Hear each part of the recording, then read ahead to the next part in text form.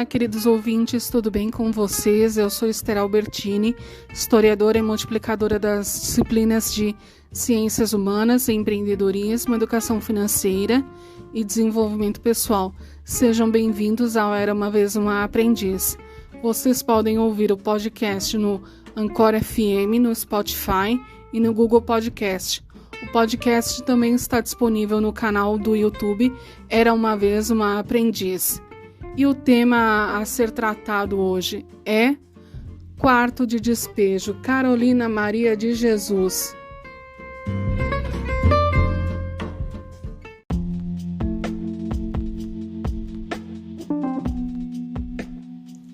Essa obra foi utilizada na Semana da Consciência Negra com os alunos do Ensino Fundamental 2 e em duas subdisciplinas dos itinerários formativos do novo ensino médio, a cultura e seus sentidos, trabalho, política e pensamento econômico. Eu vou utilizar essa obra na eletivas Os Nossos Delírios de Consumo de Cada Dia e em subprojeto dos itinerários formativos do novo ensino médio, chamado A Caixa de Pandora, para discutir o consumismo e fazer um contraponto em relação ao American The Way of Life, estilo de vida norte-americano, a qual a felicidade é baseada em bens materiais e na família perfeita, a qual é conhecida atualmente como a família Doriana, porque é aquela família que aparece nas propagandas de margarina. O meu intuito é explicar, junto com trechos do livro utilizados em questões de vestibular, que, enquanto famílias brancas tentavam aderir ao estilo de vida norte-americano, nem que para isso precisasse comprometer o orçamento familiar, a população negra era discriminada e lutava pelos seus direitos nos Estados Unidos. Enquanto isso, no Brasil, a população de baixa renda vivia em estado abaixo da linha da pobreza e sem saneamento básico e não tinham como se alimentar corretamente. E também eram abusadas por políticos. Por isso, não tinham como aderir ao estilo de vida norte-americano. E essa obra magnífica tem tudo a ver com a economia e questões socioeconômicas. Fiquem agora com a discussão dessa incrível obra de Carolina Maria de Jesus, Quarto de Despejo, Diário de uma Favelada. Quarto de Despejo, Diário de uma Favelada. Autora Carolina Maria de Jesus. O que essa obra pode nos mostrar? Inúmeras questões para reflexão através de trechos do livro retirados para questões de vestibular. Mostrar as dificuldades que uma mãe solo de 3 filhos teve para sobreviver e sustentar os seus filhos na favela do Canindé, em São Paulo, capital, entre o final dos anos 30 e o começo dos anos 60. Mostrar como era o seu convívio com os seus vizinhos, mostrar como era a sua relação com a política e a economia da época. Carolina Maria de Jesus nasceu por volta de 1914, na cidade de Sacramento, Minas Gerais, estudou até o 2º ano do ensino fundamental, foi devota da fé católica e migrou para São Paulo em 1937, preferiu ficar solteira, morreu em 13 de fevereiro de 1977, aos 62 anos de idade, no bairro de Parelheiros, em São Paulo, capital. Foi vítima de uma crise de insuficiência respiratória devido à asma, doença que carregava desde o seu nascimento e que, apesar de realizar tratamento, havia se agravado. Suas principais obras: Quarto de Despejo, que foi publicada em 1960, obra de maior sucesso e vendas. Casa de Alvenaria, foi publicada em 1961. Pedaços da Fome, que foi publicado em 1963. Provérbios, que foi publicada também em 1963.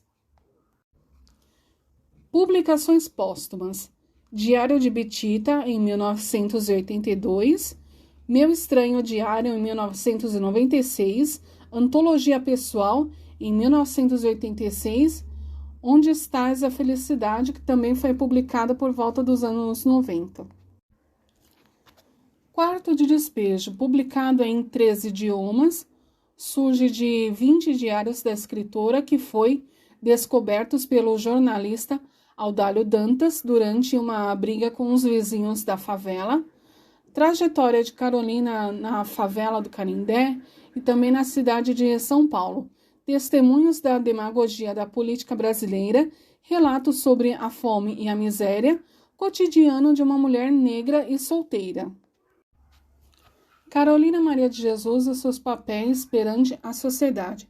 Mulher, alfabetizada, solteira por opção, incomodada com a sujeira, boas relações sociais fora da favela, desejos afetivos, mantinha uma boa relação e recebia uma pequena quantidade de dinheiro do pai de Vera Eunice e tinha relacionamentos casuais com o cigano e alguns outros homens que apareceu na favela. Moradora da favela. Relações sociais. Não era totalmente sociável, dizia sempre que ia citar os vizinhos no livro, a ponto desses reivindicar os seus direitos de crédito, sentia-se sempre perseguida e invejada por sua liberdade, consciência sociopolítica, miséria e sua partilha com o mundo.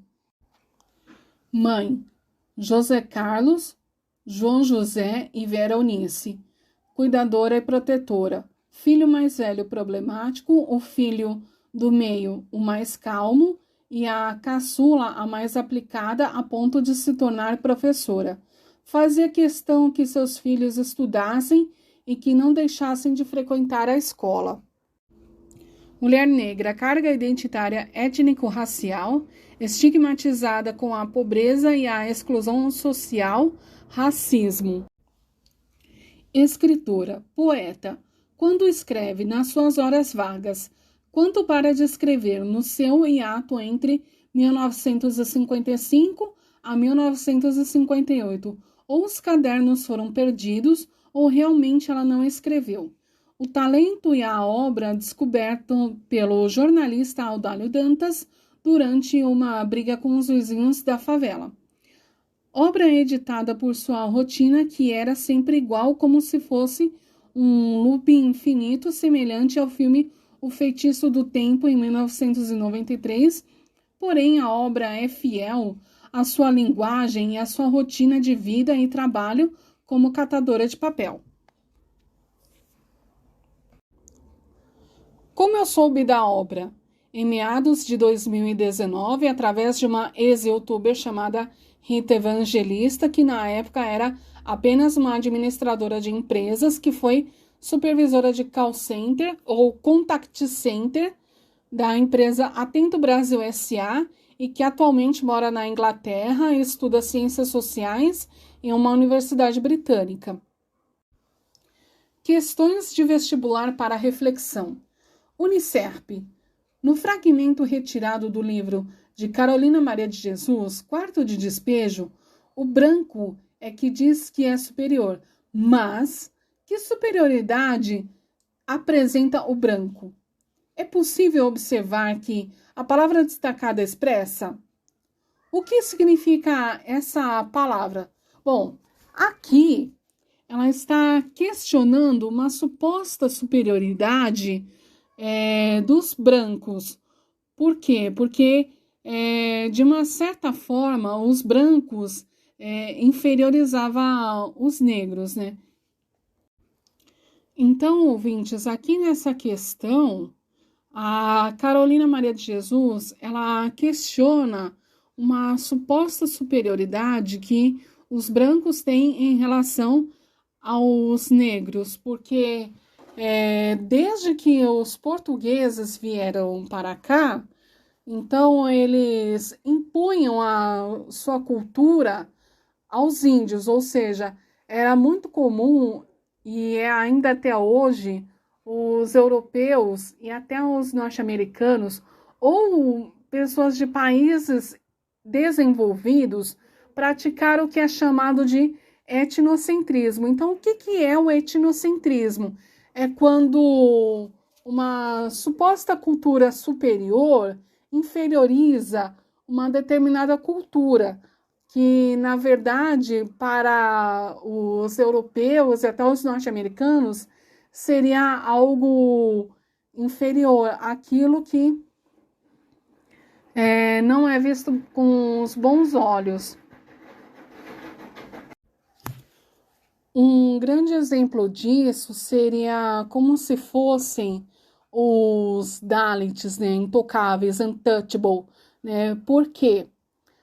Na Índia, né, é uma sociedade de castas, e os Dalits, eles seriam a casta inferior, ou seja, que na verdade nem casta tem, nem família, nem pedigree, entre aspas, teriam. Então, seria praticamente o mesmo raciocínio aqui. Seria como se fosse uma sociedade de castas, a qual os brancos europeus e norte-americanos se colocassem como superiores, né, e os indígenas e negros seriam como se fossem inferiores para os europeus e norte-americanos.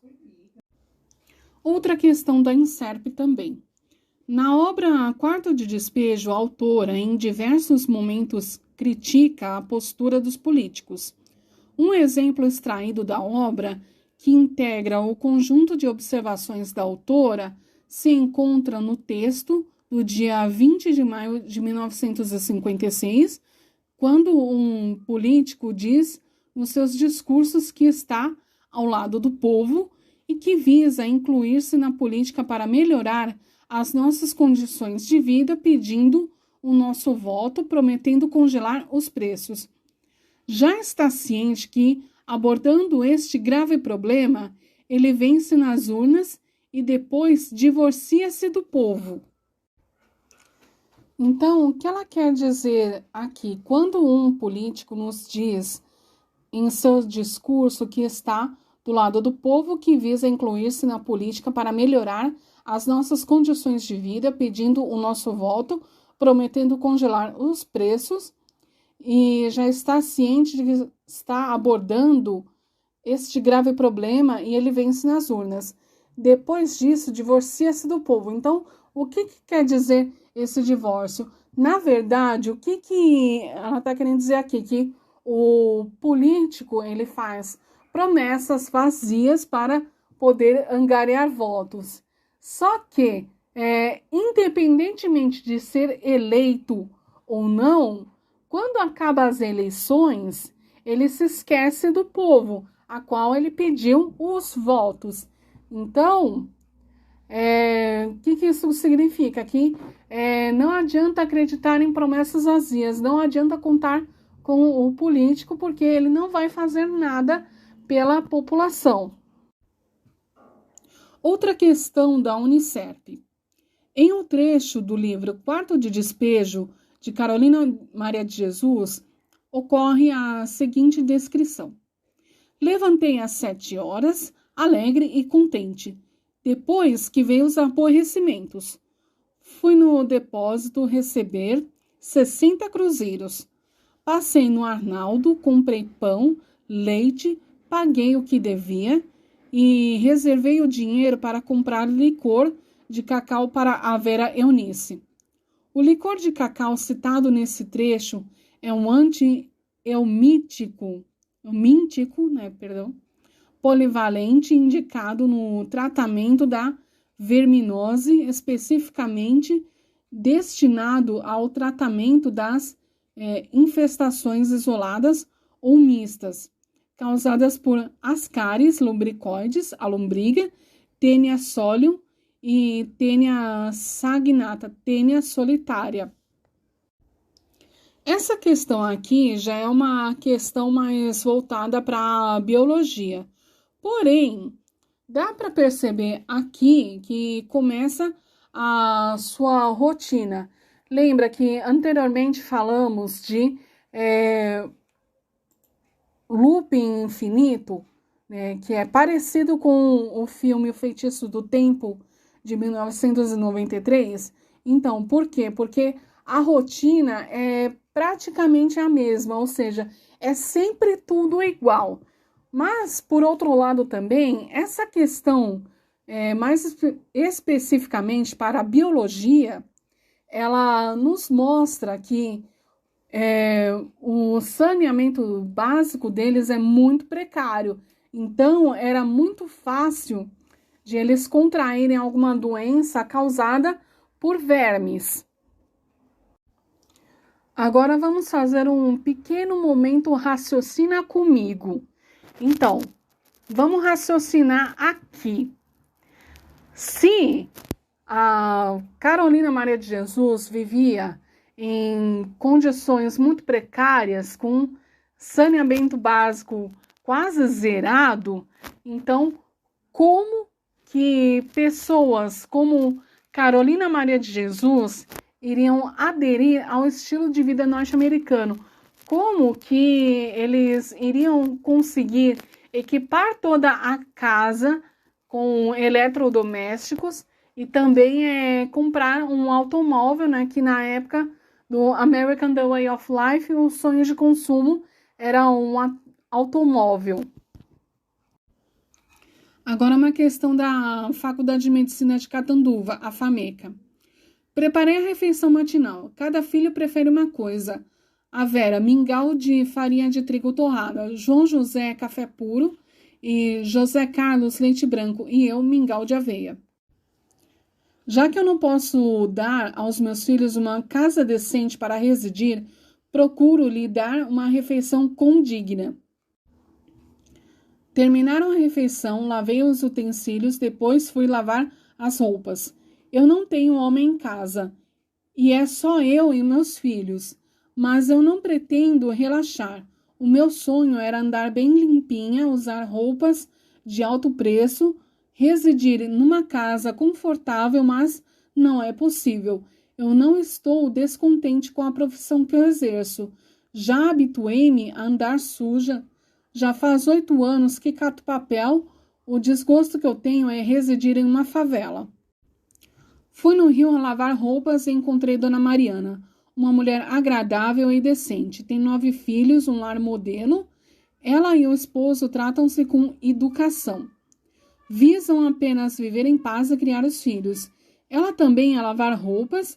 Ela disse-me que o Benedito da Dona Geralda todos os dias ia preso, que a rádio patrulha cansou de vir buscá-lo. Arranjou um serviço para ele na cadeia. Achei graça, dei risada. Estendi as roupas rapidamente e fui catar papel. Que suplício catar papel atualmente. Tenho que levar a minha filha Vera Eunice. Ela estava com 2 anos e não gostava de ficar em casa. Eu ponho o saco na cabeça e levo-a nos braços. Suporto o peso do saco na cabeça e suporto o peso da Vera Eunice nos braços. Tem hora que me revolto, depois domino-me e ela não tem culpa de nada de estar no mundo. Refletir. Preciso ser tolerante com os meus filhos. Eles não têm ninguém no mundo a não ser eu. Como é pungente a condição de uma mulher sozinha sem um homem no lar. Carolina Maria de Jesus, Quarto de Despejo, Diário de uma Favelada, 1993, adaptado. Nessa questão aqui novamente, mostra a rotina da Carolina Maria de Jesus, o famoso loop infinito semelhante ao filme Feitiço do Tempo, de 1993. Então, aí aqui algumas questões a se reparar. Primeiro, a fidelidade com a linguagem dela, no caso a palavra educação, também Benedito. Então, o livro aqui, ele se manteve fiel à linguagem da Carolina Maria de Jesus.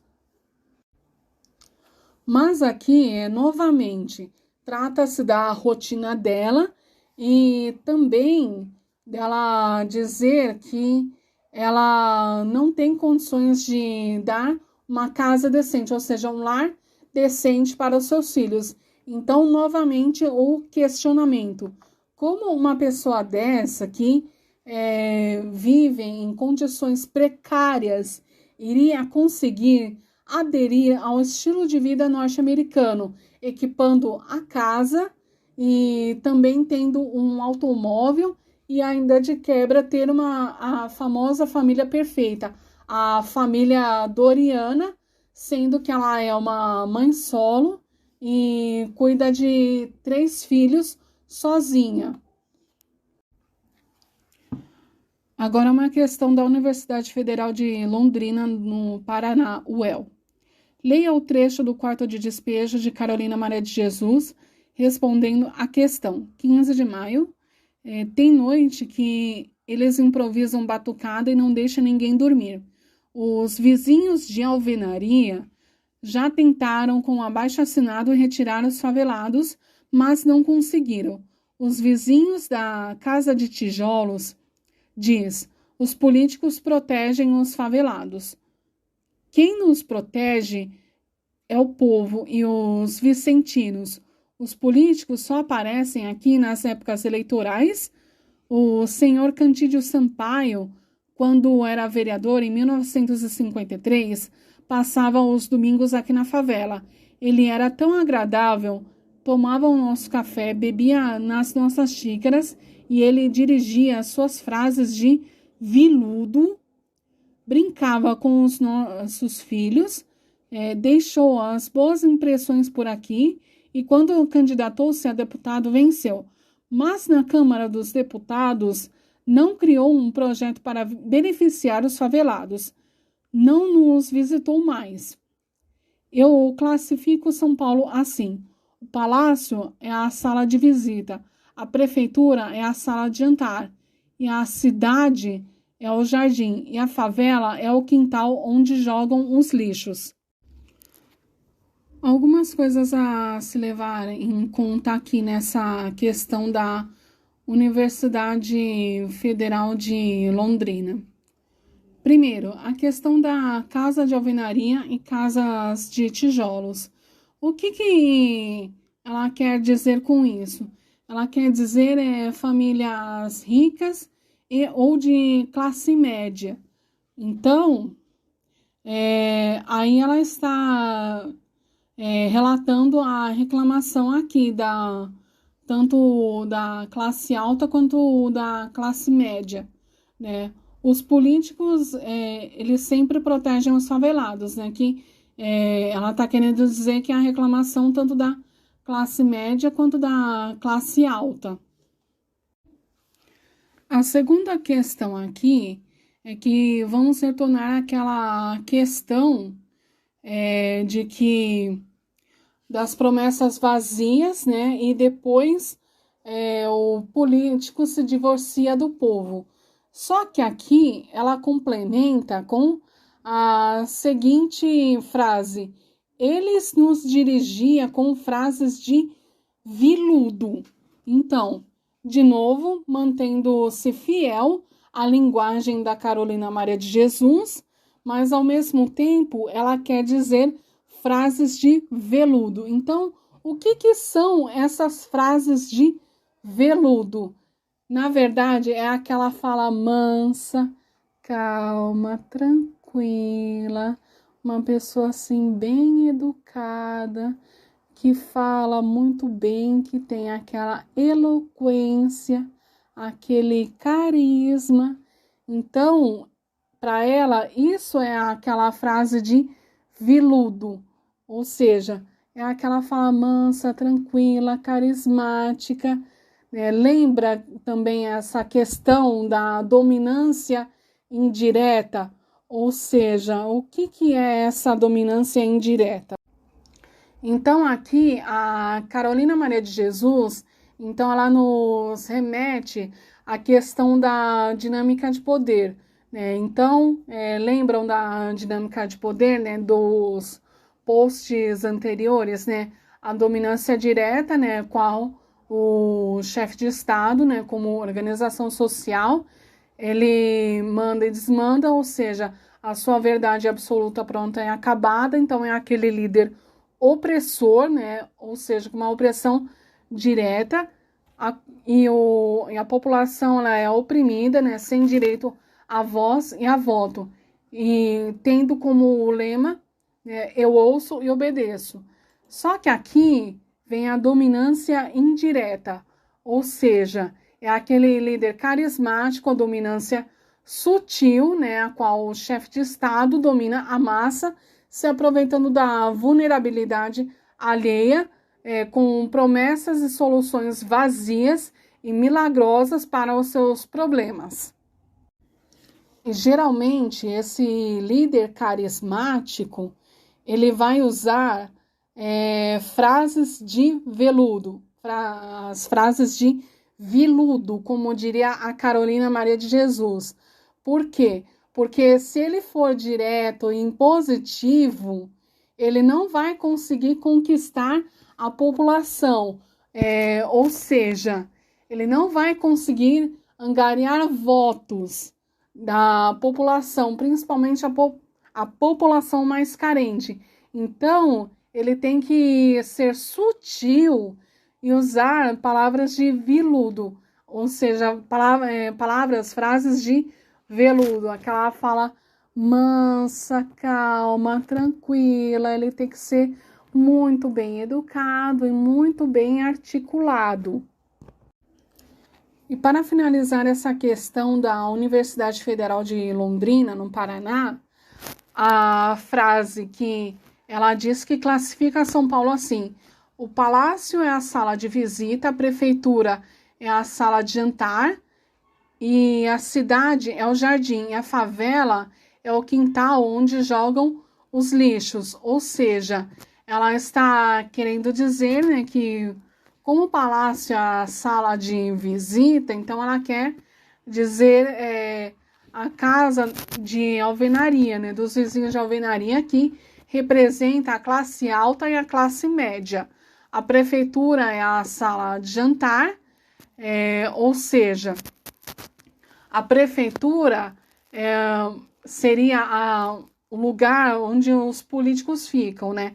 Ou seja, na sala de jantar, não só a prefeitura, como também é o Palácio do Planalto, né? E na época ainda não era Brasília a capital do Brasil, né? Era o Rio de Janeiro, que era o Palácio do Catete, né? Que era onde se concentrava, né, o presidente da República, né, os deputados federais e também os senadores. Inclusive, Brasília foi fundada no dia 21 de abril de 1960, né? Só que essa questão ainda era por volta de 1953, então era antes ainda da fundação de Brasília. Então, a capital do Brasil naquela época ainda era o Rio de Janeiro, então, onde concentrava o presidente, os deputados federais e os senadores, era no Palácio do Catete, no Rio de Janeiro. A cidade, como um jardim, então, ela está querendo dizer os pontos turísticos da cidade de São Paulo.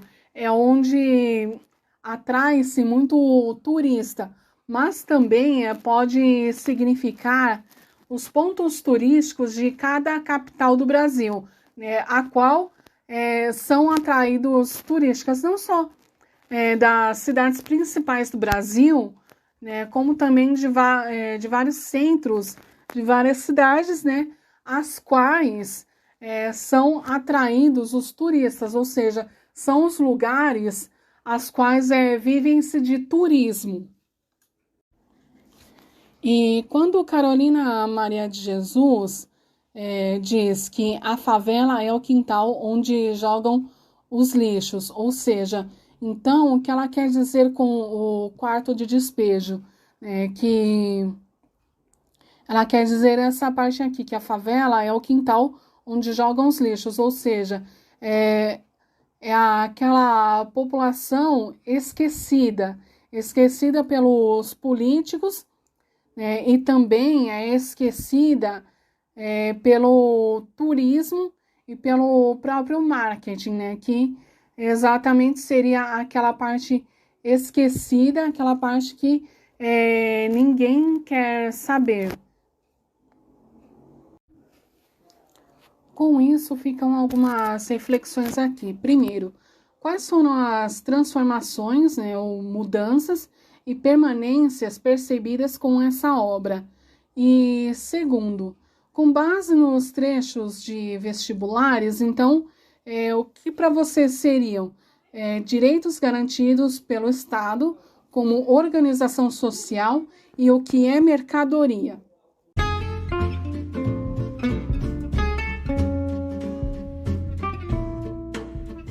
E aqui termina a explicação do livro O Quarto de Despejo. O meu intuito aqui foi fazer um contraponto em relação ao American The Way of Life, estilo de vida norte-americano, a qual a felicidade é baseada em bens materiais, e na família perfeita, a qual é conhecida atualmente como família Doriana, que é aquela família que aparece na propaganda de margarina. Também foi mostrar trechos de questões de vestibular que, enquanto famílias brancas tentavam aderir ao estilo de vida norte-americano, nem que para isso precisasse comprometer o orçamento da família, a população negra era discriminada e lutavam pelos seus direitos nos Estados Unidos.